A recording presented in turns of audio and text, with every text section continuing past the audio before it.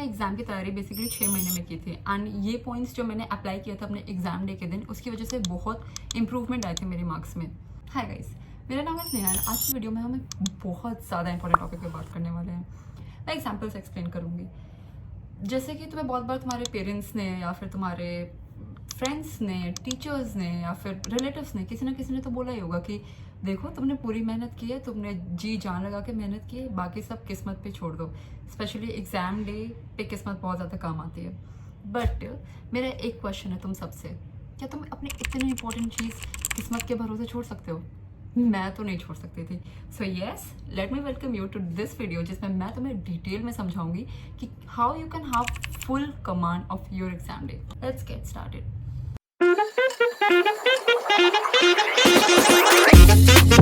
मैं तुम्हें अपने एग्जाम डे की स्टोरी बताऊंगी एंड साथ में आई ऐड दीज पॉइंट्स ताकि तुम्हें समझ में आए कि कहाँ पे कौन सी चीज़ से मुझे कितना फ़ायदा हुआ।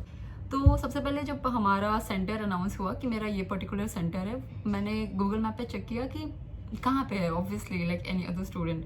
एंड मेरा सेंटर जो है वो शो कर रहा था 2 किलोमीटर्स फ्रॉम माई होम। तो मैं बहुत ज़्यादा खुश थी कि यार ये तो बगल में आ गया सेंटर, वाओ, मैं तो चल के भी मतलब जा सकते हैं, बहुत जल्दी जा सकते हैं। सो मेरे पापा जी ने बोला कि नहीं, इस पर ट्रस्ट मत करो, मैं जाकर देख कर आऊँगा।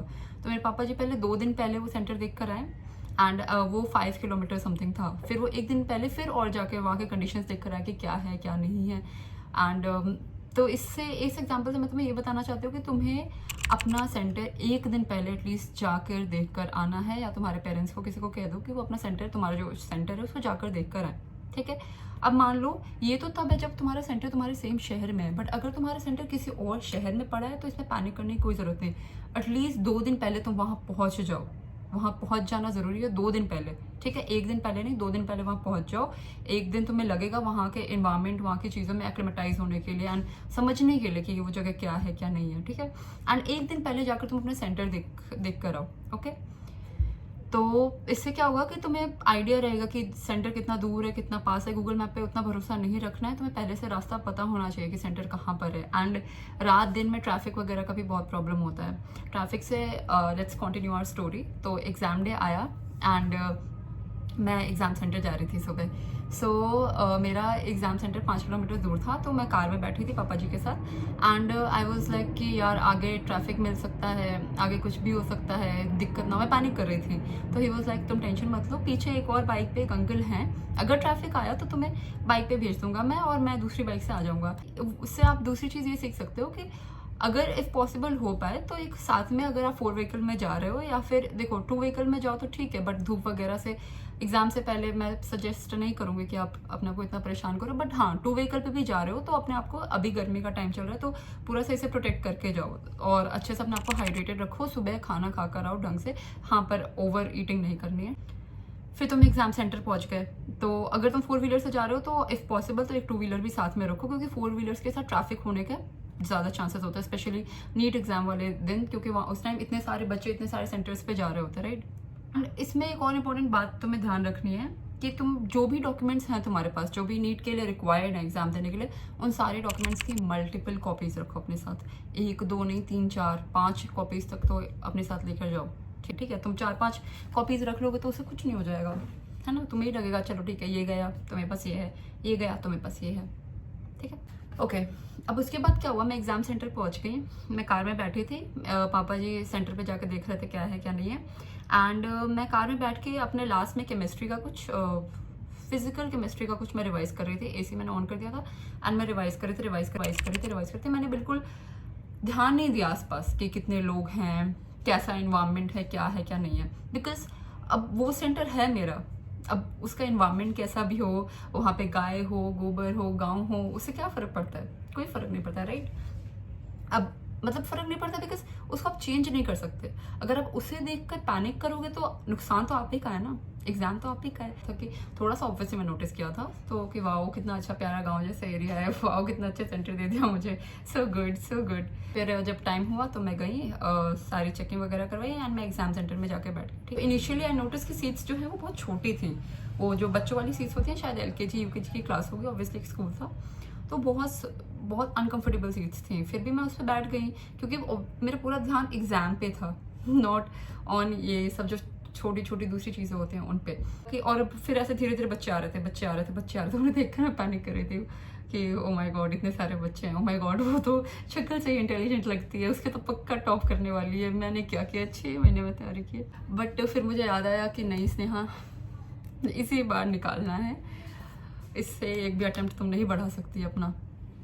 तो मैंने अफर्मेशन स्टार्ट किए अपने मन ही मन कि स्नेहा तुमने बहुत मेहनत की है, यू डिजर्व दिस सिलेक्शन, तुम्हें सब आता है, तुमने सब पढ़ा है, तुमने बार बार पढ़ा है, इट डजेंट मैटर तुमने कितने टाइम में पढ़ा है, तुम्हें आता है, एंड तुम्हें एक सीट चाहिए, तुम्हें सारी सीट्स नहीं चाहिए, सो स्टॉप पैनिकिंग, राइट। तो मैंने दिमाग में अपने अफर्मेशन स्टार्ट कर दिए, बहुत लोग आ रहे थे, तो उस चीज़ से वो जो पैनिक का एक सोर्स था मैंने उसे शट डाउन कर दिया। फिर एग्ज़ाम स्टार्ट हुआ, हमने एग्ज़ाम देना शुरू किया, मतलब MCQ सॉल्व करना शुरू किया। Obviously I started with biology, and because of all these things जो मैंने किए हैं, मतलब मुझे मेरा सेंटर भी पता है, मुझे उसका रास्ता भी पता है, मुझे पता है कि अगर ट्रैफिक भी आया तो मैं उससे टैकल कर लूँगी उस चीज़ को। मुझे इन्वायरमेंट में भी मैं सिर्फ अच्छी चीज़ें ही ढूंढ रही थी, एंड यहाँ पे आके भी मैं अपने आप को सिर्फ अफर्मेशंस ही प्रैक्टिस कर रही थी। सो उसकी वजह से मेरा दिमाग काफ़ी शांत था, एंड लिटरली मैंने 15 से 20 मिनट के अंदर पूरी बायोलॉजी ख़त्म कर ली थी। मेरा ऐसा कोई टारगेट नहीं था, मैं बायोलॉजी को 30 मिनट्स देती थी उस टाइम पे MCQs में, जब मैं मॉक टेस्ट वगैरह लगाती थी। एंड जब मैंने सॉल्व कर लिया, एंड हमारे एग्जाम के टाइम 200 क्वेश्चन आए थे, 220 क्वेश्चन ज़्यादा आए थे, इंक्लूडिंग वो एक्स्ट्रा क्वेश्चन नहीं किया था मैंने, शायद सिर्फ हाँ जो मेन बायोलॉजी वाला सेक्शन था ना वो मैंने 15 से 20 मिनट में कर लिया था। जब मैंने सॉल्व कर लिया, लिटरली मैं सदमे में चली गई कि पक्का मैंने बहुत सारी सिली मिस्टेक्स किए, मिस्टेक्स किए हैं। मुझे बहुत, मैं पैनिक करी, क्यों जल्दी किया, थोड़ा धीरे कर लेती, थोड़ा और देख कर। फिर this was the first time जो मैं सच में पैनिक कर गई थी कि स्नेहा यार ये गलती नहीं करनी थी, इतना जल्दीबाजी नहीं करनी थी, तुम्हें इतने बार समझाया था सबने, फिर भी तुमने क्यों किया ऐसा, ठीक है। फिर उसके बाद मैंने केमिस्ट्री स्टार्ट किया। क्वेश्चन 1 नहीं हुआ, क्वेश्चन 2 नहीं हुआ, क्वेश्चन 3 नहीं हुआ। मैं पेपर छोड़ के जाना चाह रही हूँ इस पॉइंट पे, मुझे नहीं देना ये एग्ज़ाम। फिर उस टाइम आई नोटिस्ड कि मेरे आगे वाला बच्चा, लिटरली वो बंदा भी करके पूरा पेपर पढ़ रहा है। अच्छा ठीक है, ये वाला रिएक्शन जो था उसमें ऐसा था, फिर उसका ये बनता था, फिर वो था, अच्छा हाँ मुझे आगे मुझे पहले तो सवाल नहीं आ रहे हैं, मुझे पता चल रहा है कि तुम केमिस्ट्री का कुछ तो बोल रहे हो, मुझे एग्जैक्ट नहीं पता चल रहा है कि तुम क्या बोल रहे हो, ना मैं इंटरेस्टेड थी। तो आई वांटेड हिम कि वो ना बोले, मैं बहुत डिस्टर्ब हो रही थी। तो और पहले मुझे आ नहीं रहा था, मैं पैनिक कर रही थी, ऊपर से वो बुन उसका, तो मुझे नहीं सुनाई दे, मुझे कुछ समझ नहीं आ रहा था। तो मैंने उसको बोला कि यार चुप हो जाओ। फिर मुझे लगा कि यार अब मैं इसको बोलूँगी लगेगा चीटिंग कर रही है, तो मैंने जो इन्विजिलेटर था उनसे बोला इसको बोलो चुप रहे। बंदा पहली बार चुप हुआ, फिर वो 2-3 मिनट में स्टार्ट हो गया। मैंने बोला भाई ये नहीं, मैंने दोबारा आई थिंक बोला था उससे चुप रहने को, पर वो नहीं हो रहा था चुप। मैंने बोला अब मैं कुछ नहीं कर सकती, मुझे अपने पे ही ध्यान देना होगा, बिकॉज वो जो 15 मिनट एक्स्ट्रा मेरे बायोलॉजी में बचे थे वो खर्च हो चुके थे। तो मैंने पहला क्वेश्चन, दूसरा क्वेश्चन, तीसरा क्वेश्चन, चौथा क्वेश्चन नहीं हो रहा है। फिर मैं केमिस्ट्री थोड़ी कमज़ोर भी थी, फिर मैं आगे कर रही हूँ, मैंने खुद को शांत कराया, मैंने फिर से अफर्मेशंस प्रैक्टिस किए, अपने पेरेंट्स के बारे में सोचा, अपनी तैयारी को याद किया कि यस स्नेहा तूने पढ़ा है, तुझे आता है, जस्ट काम डाउन। पानी पिया, थोड़ा सा खुद को शांत किया। फिर जिस भी क्वेश्चन में जितना बहुत भी हो रहा था, 4-5 स्टेप्स तक मैं सॉल्व कर पा रही थी, तो मैं वहाँ तक जा रही थी, मैं उतना कर रही थी। फिर करते एक राउंड मेरा केमिस्ट्री का खत्म हुआ, उसमें काफ़ी क्वेश्चंस मैंने कर लिए थे और काफ़ी बच्चे भी थे, लाइक 50% आई कैन से। फिर मैंने फिजिक्स स्टार्ट किया, एंड फिजिक्स में भी फिर वही हो रहा था, पहला क्वेश्चन नहीं आ रहा, दूसरा नहीं। बट इस टाइम तक मुझे पता था कि this is normal, this is really very normal, point to be noted कि अगर तुम्हारा डिफिकल्ट सब्जेक्ट्स जैसे केमिस्ट्री एंड फिजिक्स में स्टार्टिंग के क्वेश्चंस नहीं हो पा रहे हैं, so this is very normal. तुम एक बहुत ही एड्रेनलिन रशिंग इन्वायरमेंट में बैठे हुए हो, तुम उस मोमेंट में हो जिस मोमेंट का तुम पता नहीं कितने टाइम से इंतजार कर रहे थे। So it's really very normal, तुमने पढ़ा है, just move to the next question and दूसरा क्वेश्चन करो। फिर एक इजी क्वेश्चन आएगा, दूसरा इजी क्वेश्चन आएगा, तीसरा इजी क्वेश्चन आएगा, तब तक तुम्हारा जो सिंपैथेटिक सिस्टम है वो थोड़ा सा शांत हो जाएगा एंड तुम उस चीज़ को टैकल कर पाओगे इन योर सेकंड और third attempt of the question. फिर ऐसे ही फिजिक्स में सेम सिनेरियो रहा जो केमिस्ट्री का था, जस्ट इस टाइम ये डिफरेंस था कि मुझे पता था कि जो क्वेश्चन मुझसे नहीं हो रहे हैं मुझे उन पर टेंशन नहीं लेनी है, पैनिक नहीं करना है, बिकॉज वो हो जाएंगे। कि ऐसे मैंने फिजिक्स किया, मेरे बहुत कम क्वेश्चंस होता है फिजिक्स में, आई थिंक 45 क्वेश्चंस होते हैं, तो उसमें से मेरे 15 क्वेश्चंस हो पाए होंगे, यस।